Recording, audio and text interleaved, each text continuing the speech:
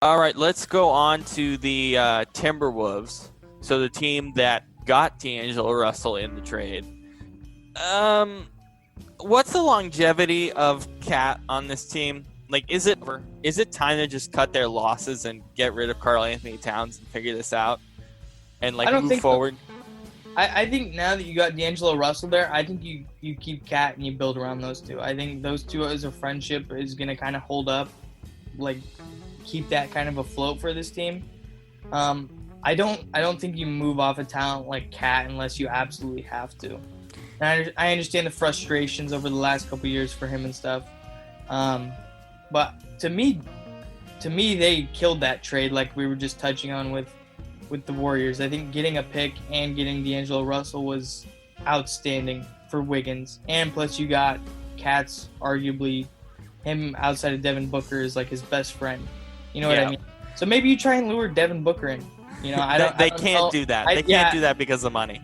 Yeah. But I think you just try and you bring a couple pieces in there. You hope that Golden State isn't good this year, so that way that draft pick is worth something and you get another young piece in here, or you can move that piece for something else, and I think you try and go from there. Malik Beasley's really underrated. He played pretty well down the stretch. Jared Culver needs more time.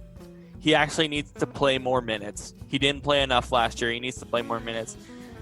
This team is still pretty young bench-wise, but those are kind of the two that you would highlight. Yeah, the only problem I have with Malik Beasley is he's going to ask for a lot of money this summer. Yeah. I think he kind of knows the market for his specialty, which is 3-and-D type of guy, you know? Yeah.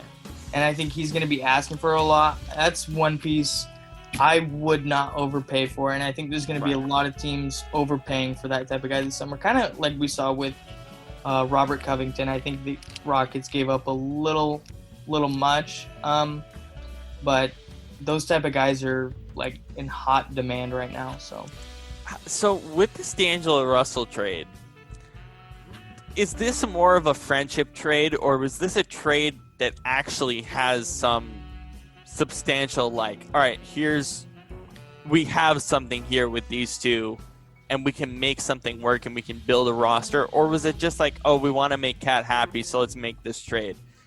Was there actually some substance to it from the front office and from the coaches to actually want to make this deal?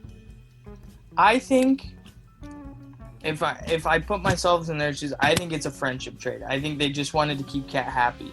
Now, me personally, I think it's not that bad of a trade. I actually think it was a really good trade. I think these two can work together.